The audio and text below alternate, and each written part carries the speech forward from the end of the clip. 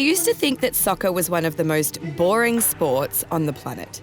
Like, seriously, what is the point of a sport where 90 minutes of play goes by and the score is 0-0? Seems like a complete waste of time and energy to me, who's used to the high-scoring game of Australian football. No, not rugby, Australian rules football. They are different. However, over the years, I have come to understand the appeal. There's a real sense of camaraderie that comes with a strong football culture. This was especially palpable back in 2015 when the Albanian national team qualified for the UEFA Euro Cup for the first time. The streets were a sea of qyteti, red and black, the national colours. Cars filled with 10 people blaring Alvana Gjata's football anthem as loudly as possible while someone sat on the bonnet waving a giant Albanian flag. This is when I started to admit to myself that I had become a sucker for soccer.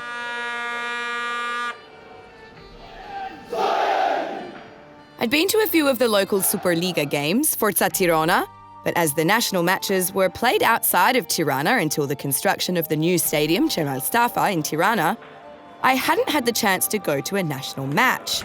So when I found out that there was a plan to head to a national match in Shkodra and that our fantastic sponsor, Globus Travel, who made this whole show possible, were able to get us tickets, I jumped at the opportunity to attend my first ever game. To make it even more interesting, my friends were planning on taking what is virtually an unknown form of transport in Albania, the train. The plan was to utilise the travel time to hang out, play some games, and enjoy some traditional Albanian beverages, such as raki, a spirit that can be made from, well, what have you got? But most commonly, grapes.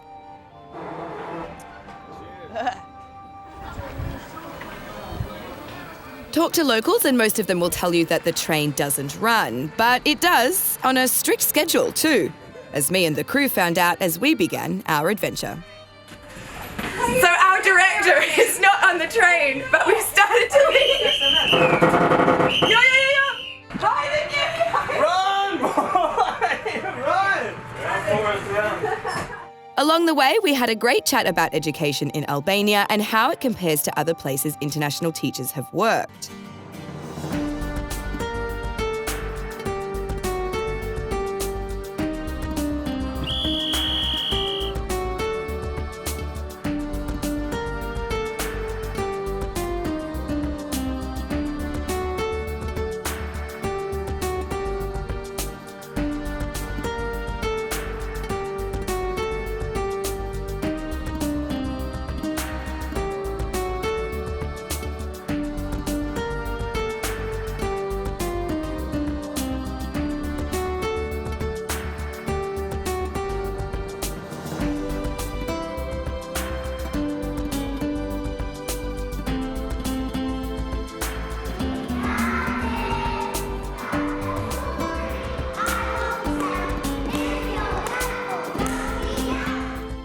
The general impression from many foreign teachers is that the Albanian education system focuses a lot on remembering information across a broad range of topics and the ability to repeat information as it has been learned.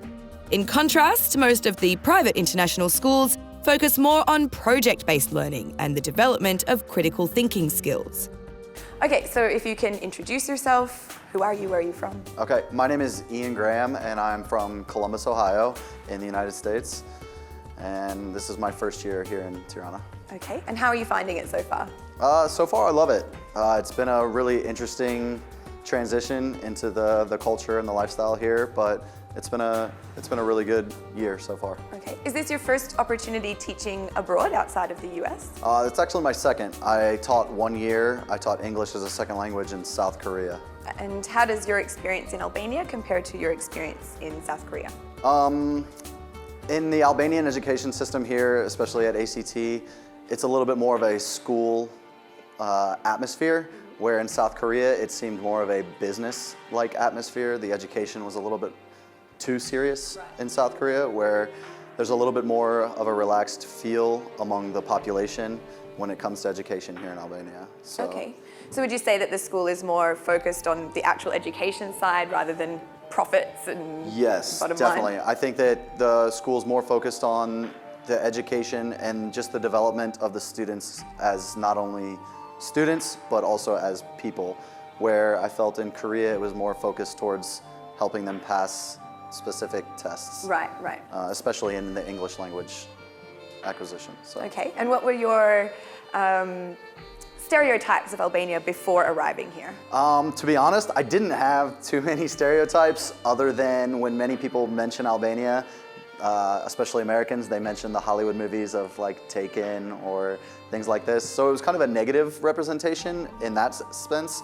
But the more I researched about Albania, the more I realized how much of a new country it really is compared to what they've been through and now what they're progressing into. So I was excited. I've not had much experience with the local Albanian system.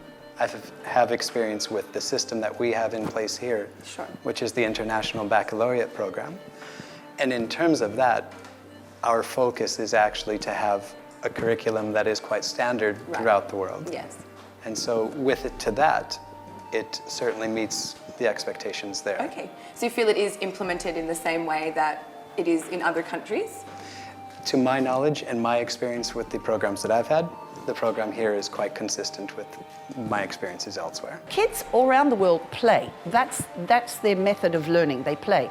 So we encourage play, but we encourage the direction of play. So for instance, you can see in our classroom today, we've got lots of boxes around. So we're doing box construction. So I'm not telling them what they have to learn. I'm saying, here's some boxes. Let's go. You decide, you think, you create. And so this is how they learn. How do I put this box on top of this box? How do I connect this box together? Lots of problem solving, lots of thinking. So once you explain to the families that this is what we are teaching, and we're teaching skills of thinking and skills of how to do things, they very much come on board. Because once you start doing the skills, then you start with the language. You know, they learn the language, they learn how to say the language, English improves. Yeah, it's really a great way for the kids to learn. Once we finally arrived in Shkodra, it was time for me to split from my friends, check into the hotel, and get ready for the football. It was the first match of the UEFA Euro qualifiers, Albania against Turkey, and as we headed towards the stadium on foot, the vibe was just as electric as I had hoped for. Kushto të fitoj sot? Shqipëria. Po patjetër. Edhe pse je këtu? Po për ndeshjen për të mbështetë Shqipërinë. Po? Jemi tifoz shqiptar. Ju nga Shkodra apo? Jo, ne jemi nga Dipa. What are you doing here? Yeah, we were just curious about seeing Albania against Turkey. Okay, so you've just come to Albania for this match. We were traveling around Albania, but we came to Shkodra to see the match against. And it happened to be on, so you thought you'd come. Who do you think's going to win? Albania for sure. Right answer! 2-1. 2-1. It's going you to heard be it the here score. first from our new German friends. Albania will win 2-1 today. They will, for sure. You're here for the football as well. Of course. Who's going to win today? Shqipëria! Pasur Shqipëri! Vamos, Albania! And why have you come to the stadium tonight? To see Albania win. To see Albania win. How's the atmosphere for you? Great. Great? Fantastic. You're feeling pumped? Yes. Ready to yell some stuff? Of course. And where are you from, sorry? Switzerland. Italy. Switzerland and Italy, here in Shkodra to support Albania. Business. Forza Shqipëri! Forza Shqipëri! Forza Shqipëri! Forza Shqipëri! Of course, things only got better once we were inside the stadium. Yes, Albanians love their football. Too bad we lost the match 0-2 because I would have loved to participate in the after-match celebrations if we'd won. Instead, we headed back to the hotel to get our beauty sleep, ready to explore more of Shkodra the next day. I was really keen to visit Razafa Castle. I had set homework once for my students to write about a local legend, and pretty much all of them wrote about the story that is told about this castle. Çfarë është historia nga Kalaja e Rozafës? Rozafa është një kala që dallohet sapo në herë të Shkodrës. është ndërtuar nga Ilirët. Po? Ka një histori shumë gjatë. Ishte një histori e një familje ku ishte për ndërtu kalan, ndërtoshin filan vend dhe burta asaj kalas shkonin nga ana tjetër e malit. Edhe tash çfarë bëjnë këto si të ndërtojnë kalan, pyesin një plak vjetër këto. Po. Edhe i thotë ky plaku i vjetër, ju duhet me sakrifiku dikën që kjo kalaj të rrijë në kom. Çfarë bëjnë këto ishin 3 vëllezër, sakrifikojnë gruan. 2 vëllezërit e parë, se po e marrin dhe shkurt, 2 vëllezërit e parë i bëjnë si të thonë, ja punojnë mas shpinë e vllajt vogël. Vllai vogël merr gruan e vet, mos ki kalaja dhe ja ku është sot kjo akoma kalaja në kom. Kjo është historia më që di. Legjenda është për bashën të cilën u deshte të murosej për shkak se nuk mbanin muret mbas legjendës që tregohet për ta. Dhe derisa të bëj flijimi një personi dhe fati i ra Rozafës që flijohej duke mos ju treguar nga bashorti i saj ai planin që kishin bërë 3 vëllezër. Po. Atëherë pastaj ajo më kur u moros pranoi që të flijoj se e kuptoi se kunatat e saj e dinin, por nuk i kishin njoftuar të për ngjarjen si ndodhi edhe pastaj ngjarja. U bun mur edhe muret nga ajo ditë pas nuk u shëmbën më. Kjo është pak shumë. Do you know the legend of Rozafa Castle at all? Yeah, I read a small article about the 3 brothers. Right? Yeah. Can you tell me what you know of the story, please? So 3 brothers get married, 3 different women. Then they try to make the good castle wall, Yeah. but it's never finished. You know, the wall always fall down. Right. So the one guy came how to prevent it. Then he told the brothers to sacrifice the wife, the first one who came bring the lunch the next day. Then the 2 brothers two brothers told the wife about the story, even though the man told them not to tell anyone. Then the youngest brother did not tell about that. So the next day the wife came, then the husband told them, told her. Then she agreed, but giving some promise to make some hall to take care of her kids. Para 2000 vjetëve ka pas 2 rinërtime. Hera e parë para 3000 vjeç. Masha rinërtu para 2000 vjetëve dhe kohën ma vonë kohë Turqisë. Nërtimi, historia sikur a ban ditën e natën a prish. Historia e kaluashka, kështu është e vërtet. Rozafa ka kena që a muros në këtë. Njena nuse e tregjen. Për më gjatë. Historinë a di? Për një dësh historinë. Por kanë kënë 3 vëllezër, kanë ma kalan. Si përfundimi ka thonë Angela disha këto që kjo Plaku, në kjo se nuk moroset një prej grave, nuk më thëmë, nuk mandë. Do të shemet. Atë janë 2 vëllezër, kanë bërë fjallë, kush të vinë, nusja parë që gjenë ushimin për më hangër, aja të moroset. 2 vëllezër kanë kazu grave që maseni. Ma i vogli nuk i ka kazu, ka ardha ja vogli. E kanë morosë, ka thonë gjysën e gjokësit, ma lejnë jashtë me pi djali. Ka një legjendë, si nuk se në. Historia ka klasë Rozafës është, më thënë të një vajzë që qushë Rozafa, për të nëtuar 3 vëllezër, që ishin 3 vëllezër, për të nëtuar kështjellën, duheshe të sakrifikoheshe një. Edhe ky person që u sakrifikohej ishte pikërisht një vajzë që qushë Rozafa. Kjo është historia që kjo Rozafa kishte një fëmijë, edhe gjysmën e trupit e la në kështjellë, është gjysmën tjetër e la jashtë kështjellës për të levatuar fëmijën, për të tundur djegën fëmijës. Kjo është historia. Oh, Welcome in Albania. oh, thank you.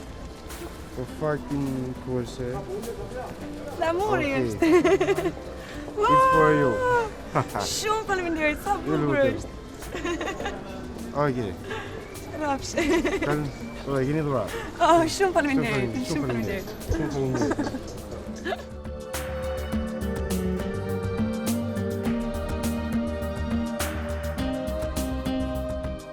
So yeah, basically the legend is that three brothers were building the castle, but it kept falling down. Then a mysterious wise old man turns up and convinces them that the only way to keep the castle walls from falling down was to wall one of their wives. Yeah, like actually put her into the wall of the castle. So the three brothers' wives would bring them lunch each day, and they decided whoever's wife was the first to turn up would be sacrificed into the wall. The two older brothers, knowing the plan, warned their wives as soon as they got home, but the youngest did not. Sure enough, being the good wife that she was, she turned up the next day with the lunches. And she got sacrificed. Willingly, so the story goes, though she did have some conditions they'd have to agree to. She'd just given birth to her firstborn son, and as such, she wanted to keep one eye exposed to watch her son grow up, one breast exposed to feed her son, and one hand so she could touch him. The plan seemingly worked, and you can go and visit Rozafa Castle, named after the woman sacrificed into the wall, and enjoy some incredible views of Shkodra city.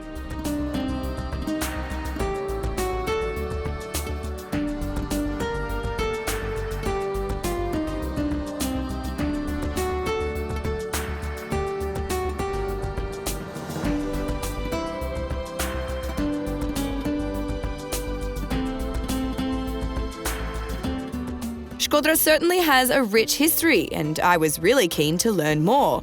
So I thought the best place to do so would be the Shkodra History Museum.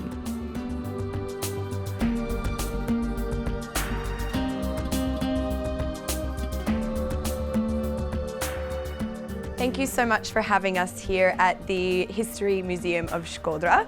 Can you tell me a little bit about the museum, please? Mirë se erdhët, Muzeun e Shkodrës.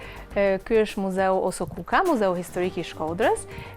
Në Muzeun Historik bën pjesë rrjeti muzeal, muzeu ku ndodhemi shtëpia Muzeum Osokuka, vendi dëshmisë dhe I kujtesës dhe Muzeu I Kalas, që është në Kalan Rozafa. Kjo ndërtesë daton 50 vitet e para, me fjalë në fillim të 1800-s, bëhet muze në vitin 1996, pra përpara nuk është këtu muzeu, por në 1996 vjen dhe kjo shtëpi, me fjalë pret gjithë sa ka thesar Muzeu I Shkodrës.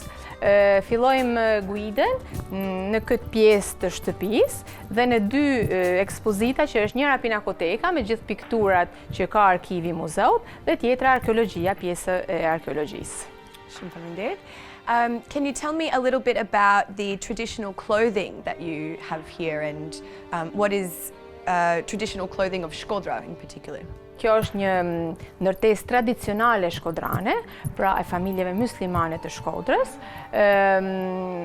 Siç ju thash dhe më parë, daton vitet e para të 1800-s, ndërtohet, pastaj më pas me fjalë do të restaurohet dhe fillon me këto dy, me pjesën e poshtme, ahuret, këto dyja që janë ekspozita, quhen ahuret me fjalë ku familja mbante ushqimet e tjera, kurse pjesa këtu është pjesa e hajatit, me fjalë që fillon pjesa arkitektonike e parë. Pastaj do ngjesim shkallën dhe shkojmë në pjesën e sipërme. Pjesa e sipërme është edhe ajo pjesë e rëndësishme me gjithë dhomat, dhomën e pritjes e tjera.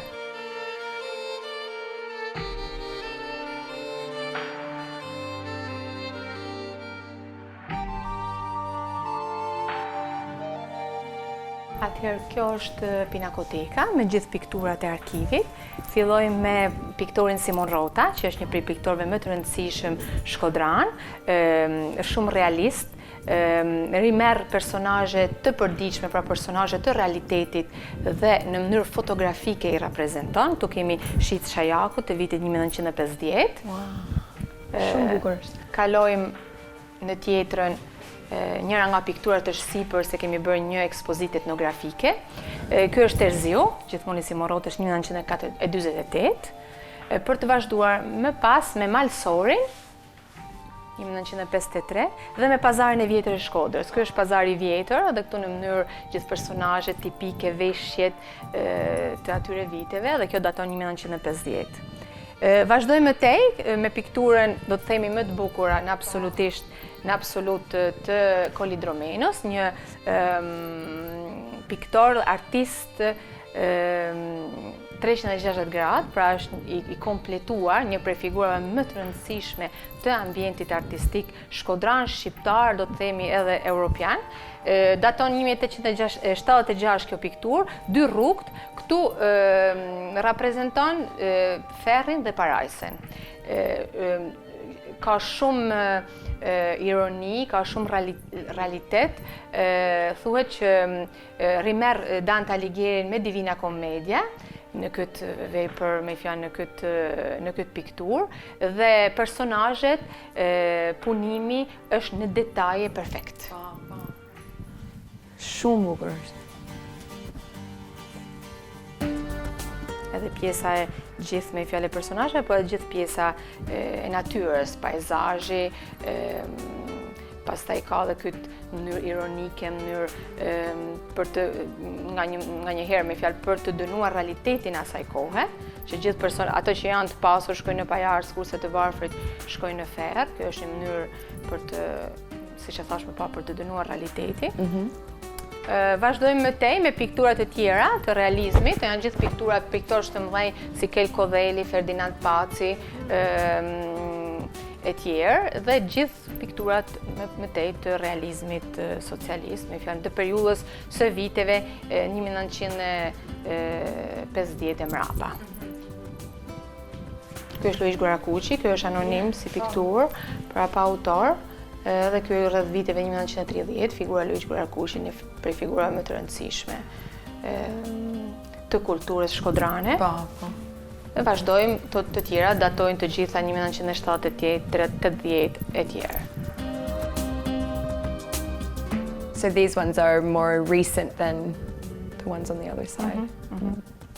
Ndremjeda, një tjetër poet, një poet i rëndësishëm. Shtjefen Gjeqovi, dhe ky është i dot masej si personazh, 1982 piktura daton. Vazhdojmë me të tjera, dhe kjo në 1982-shit, Erben Selim me Gjuhën e këngës. Edhe këtu tipike veshje, tipike realiteti, me fjalë i traditës dhe i kulturës shkodrane. Okej. Dhe këtu Oso Kuka. Kjo është shumë bukur. Ose Sytke Ibrahimit, 1980, personazhi i Oso Kukës, i rimarr edhe këtu me ngjyrat, linjet tregojnë personazhin e rëndësishëm që ka qenë Oso Kuka. Dhe mbyllim me çast beteje Ismail Ulanit, 1967, edhe këtu është një moment nga beteja Skënderbeu me gjithë ushtarët. Edhe kjo është një nga pikturat më të bukura që kemi këtu. Po.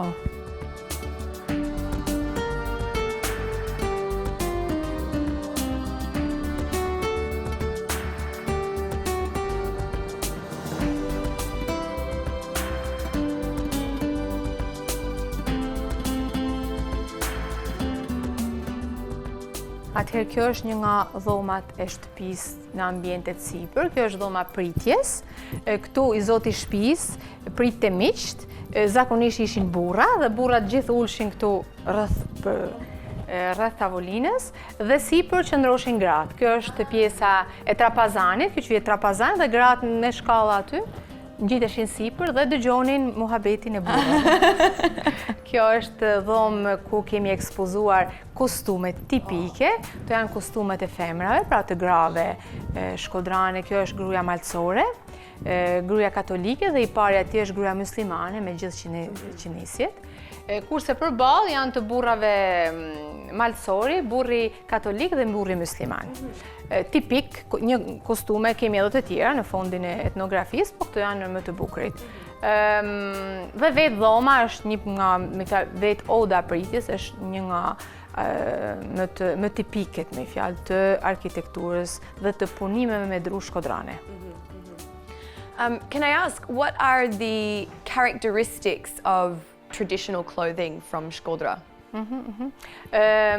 Jo vetëm për sa i përket femrave, por edhe burrave, tipike pjesë etnografike të qindisura, pra veçanërisht për sa i përket femrave, por edhe nga ana burrave, të punuara nga në periudhën me fjalë karakteristike shkodrane, të punuara nga ato që punonin veshjet si të grave ashtu edhe të burrave. Punime zejtarie, punime të ndryshme që kanë të bëjë, punime etnografike, pra punime të rëndësishme që i përkasin zonës së veriut dhe që i përkasin qytetit të Shkodrës. Thank you.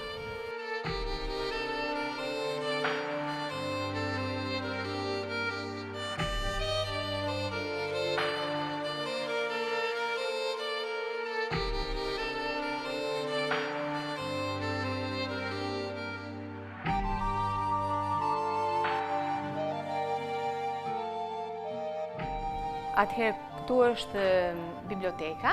Kjo është një nga dhomat që është ndërruar në bibliotekë, dhomë tjetër e shtëpisë. Këtu para disa ditësh kemi pasur një ekspozitë etnografike ku akoma vazhdojnë të qëndrojnë elementet e etnografisë të rëndësishme të zonës së veriut. Për sa i përket librave që shikoni, janë pjesë e fondit Arshipipa, që Arshipipa i dhuroi muzeut Osokuka. Kemi edhe libra tjerë. Këtu vinë studios, vinë studentë që kryejnë diplomat, doktoratura që mund të konsultojnë librat e bibliotekës. Dhe si shikoni pjesë etnografike që sapo ju thash. Shumë faleminderit, do të shkoj. Dhe këtu janë veshjet e grave, ashtu që pa me veshjet e burrave përpara, këtu janë veshja e gruas katolike atje, gruas muslimane dhe veshja e gruas në xhublet. Ku edhe një prej xhubletave do ta shikojmë është këtu e prezantuar, me fjalë në këtë ekspozitë që kemi bërë etnografike është edhe xhubleta, për sa i përket etnografisë tipike të Shkodrës dhe të zonës të veriut. So this is very much about Shkodra in particular, yeah. Atje në tipologjinë e veshjeve shqiptare të veriut, flasim pra për xhubletën. Xhubleta e gruas së Malësisë së Veriut përbën nga monumentet më të çmuara të trashëgimisë kulturore që kemi. Sipas mendimit të gjithë studiuesve, nëse flasim për studiues të etnografisë, sipas mendimit të tyre, xhubleta është veshja më e lashtë mesdhetare e ruajtur deri më sot.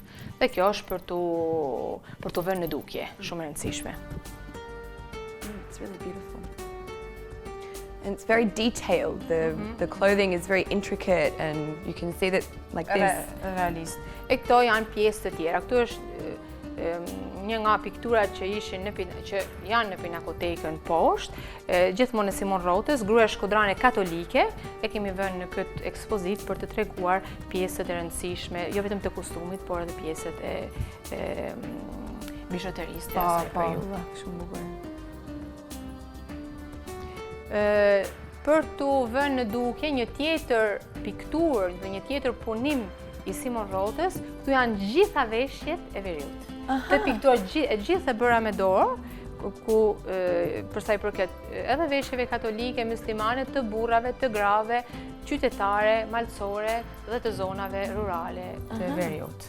Dhe kjo është e gjitha piktuar me dorë nga Simon Rota, me gjitha dhe kjo pjesë arkitektonike e shtëpisë. And so these things here, are they what people grow and make? Çfarë hanin dhe këtu për shembull është një pjesë tjetër etnografike, pra e kostumeve tipike të Tropojës. Kjo është e periudhës të Tropojës, po, të Tropojës. Edhe këtë e kemi vënë në dukje si zonë e rëndësishme dhe si pjesë të etnografisë së veriut. Për të vazhduar, më pas, të janë edhe këto pjesë që i bashkohen veshjeve tipike shkodrane dhe veshjeve tipike me xhublet, të gjitha të punume me stilin e asaj kohe dhe me tipologjinë e vizatimeve dhe të dizenjeve të asaj kohe të gruas. Edhe këtu. Dhe xhubleta që sapo përmendëm me gjithë pjesët veshjes në xhublet. Kjo është një nga xhubletat që arkivi ka, me gjitha punimet, të punime horizontale, të vizave horizontale, dhe se cila nga këto të qëndisura me motive që ishin të periullës në punimet e zonës së veriut. So how long would it take to make something like this? How long would they work for to complete it? Flasim për ditë, për javë, për muaj, nga i herë edhe për muaj. Donte shumë punë. Po. Shumë punë për të arritur në një nga këto. Disa janë më të punuara, disa janë më pak të punuara, varet me fjalë nga tipologjia e... Right. So they work at it for quite some time, little bit by bit. Right. Interesting. I couldn't do it.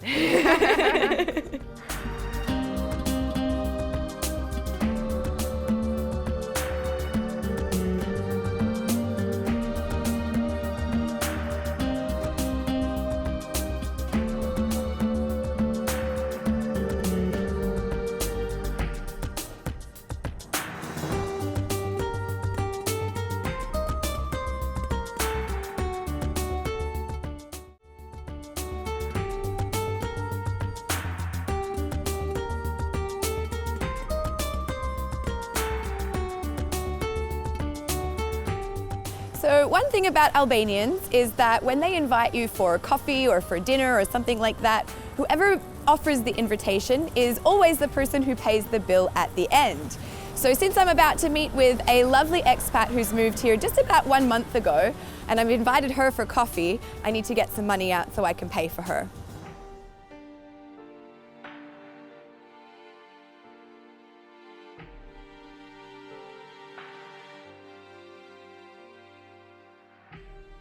It was getting close to the time when I needed to head out of Shkodra, but before I left, I was keen to find out if there were any foreigners like me who were living there. I'd known of numerous people living here when I first arrived, but since then, all had left. But the bicycle and pedestrian-friendly city seems like an ideal location to immigrate. Sure enough, I found someone, and she turned out to be the bubbliest ball of positive energy and a person whose company I thoroughly enjoyed. So I'm here on a rooftop terrace in Shkodra on the Pedonale. We've met with one of the expat community members here in Shkodra, and I would like to introduce you to Jessica. Hello. Përshëndetje. Si jeni? Mirë jam, po ti? Shumë mirë. Bravo përshëndetje. So thank you for joining us today. First of all, if you'd like to tell me a little bit about yourself and how long you've been here, things like that. I'm Jessica. Unë jam nga Shtetet e Bashkuara të Amerikës. Bravo. I'm from America, specifically Memphis, Tennessee, the home of Elvis Presley. I know he's very popular here in Albania. And I've come here to teach English at the university. Wonderful. So how on earth did you find out about this country? Wonderful question.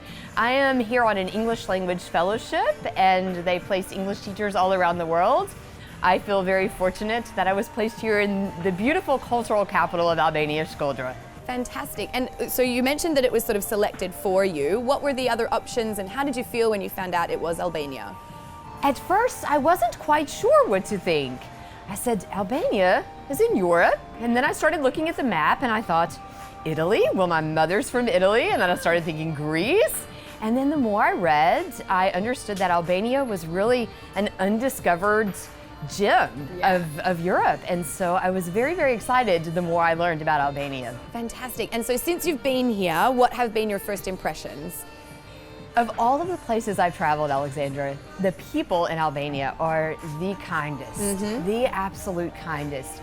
I have been welcomed by my students and colleagues with open arms, invited into homes and for coffees. And for this reason, I feel so grateful just to get to know the locals. Have you made some Albanian friends, or do you have an adopted Albanian family now?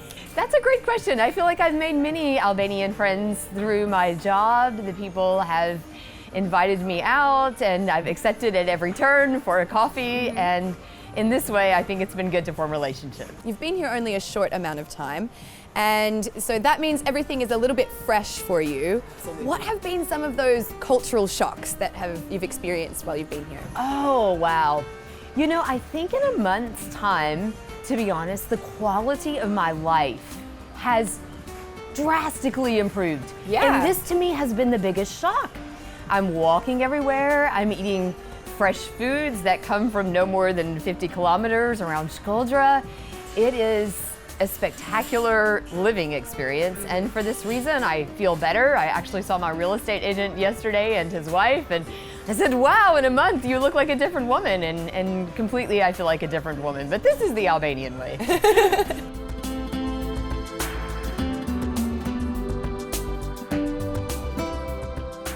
I bet you've already started packing your bags and planning your move to Shkodra after hearing how much Jessica loves the lifestyle there. There's another interesting person I've heard a lot about in the Shkodra region that I'm really keen to meet. You might remember Kristen mentioning in episode 9, as we explored Vlora, about the significant number of bunkers throughout the country. Different sources will tell you completely different figures as to just how many there are, but it's safe to say that the number reaches the hundreds of thousands. There are these spherical concrete helmet-like bunkers popping out through the mountains, coastlines and plains all across the countries, in an often subtle but noticeable way.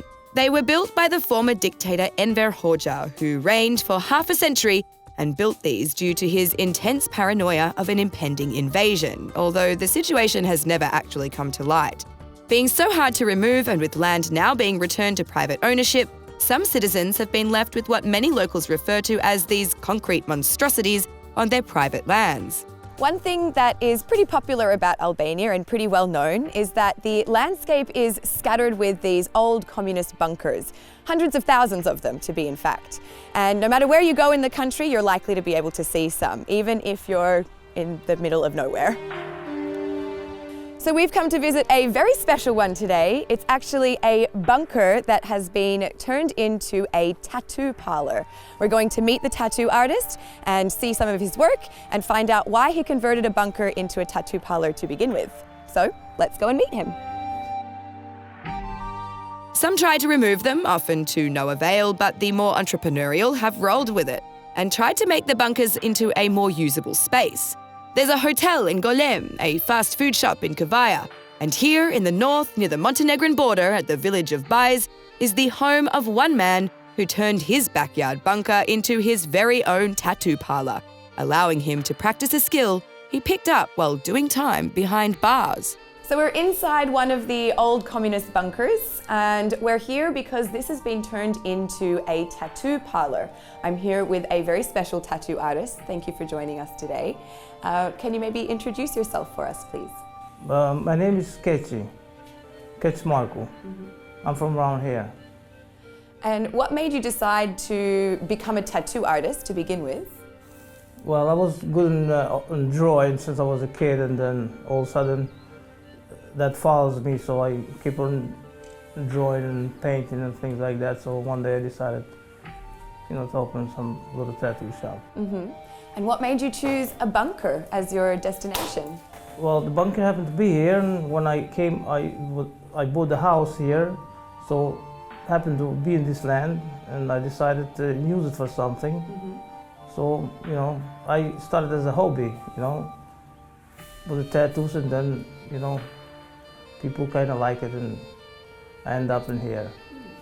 It's super interesting and a great use of a space that's otherwise very difficult to remove, so you may as well use it for something. It's a very interesting story, but also your name is very interesting. Can you tell me a bit about your name, Kec? Well, my name is Kec because my name actually is Pieter. My real name is Pieter, but my nickname is Kec because my cousins, they call me Kec because I was a bad kid, I guess, and all of a sudden, that name got stuck with me. I first found out about this place as I happened to be driving through on a trip to Montenegro, as it's visible from the main highway. As I passed it back in 2015, I was immediately intrigued. Now that I was actually here and talking to the guy, I thought, hey, why not cause my mum to have a heart attack and get myself a tattoo as well? Something to remember Albania by, as well as my experience making this show. Great idea, right? Yeah. Sorry, Mum. Like the alien emoji that you see on your... Okay, I got you. What is it? How big you want it? Small. Small, okay, forget about it. Okay. Let me see it first. There's one left. Doesn't matter. So what part do you want to put it? Like this one, but just Okay. the outline with the eyes in Okay, there. got you. Just a small one on my ankle Okay. here, maybe. So Kechi draws up the design for me in preparation. With the name of the show being Alien, I'm about to get an alien emoji tattooed to my ankle by a guy named Kech, who learned his craft whilst in prison. And all of this going down in a former communist bunker. Yeah, maybe with some smaller nostrils. Now I'm being picky. The equipment gets prepared and I consistently remind everyone in the room how nervous I am, half waiting for someone to tell me not to do this, but this doesn't happen. Instead, Gidji says this to me. My heart is beating. A bunker now. This is not a high-tech place, all right? So don't worry about it. Okay, and let the process begin. Lucky I wore cute socks today and fingers crossed my feet don't smell. Although I guess you wouldn't be able to tell anyway as you watch on screen. It's a 5-minute job, man. Don't Okay. worry about it. Okay, 5 minutes I can do. It's gonna take long.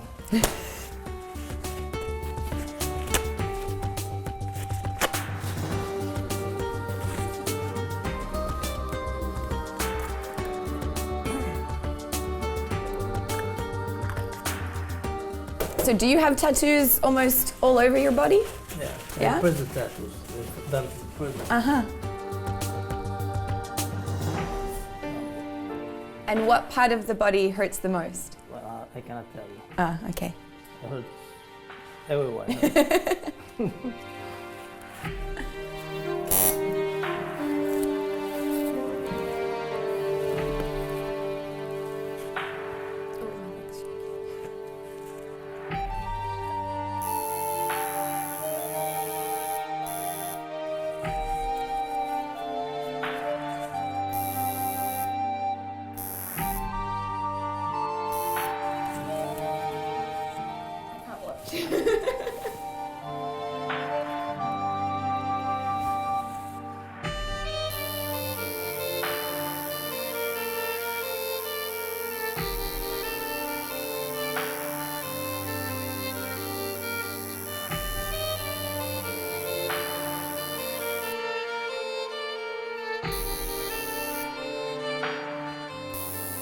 You're working with single needle because you want it real light. Yeah, yeah.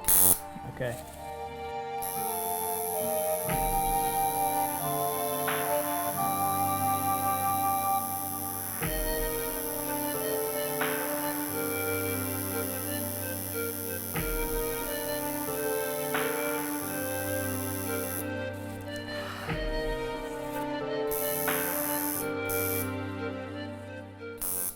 I didn't feel it.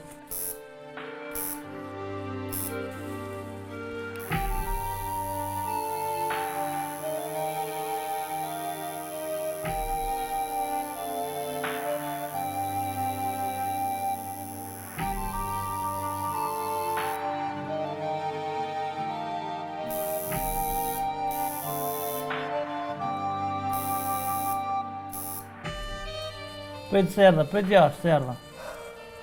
Pet aty jashtë serra.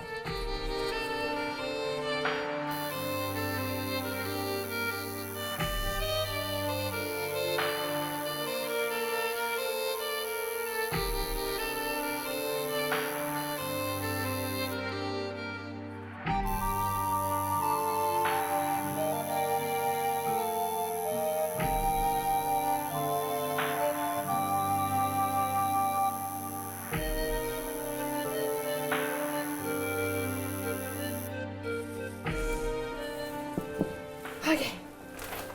Whew. Taking this Come on, a little stop bit. that. It wasn't that bad, actually.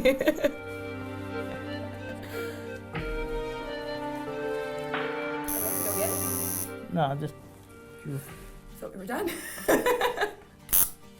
And that's pretty much all it took to permanently place an alien emoji on my ankle.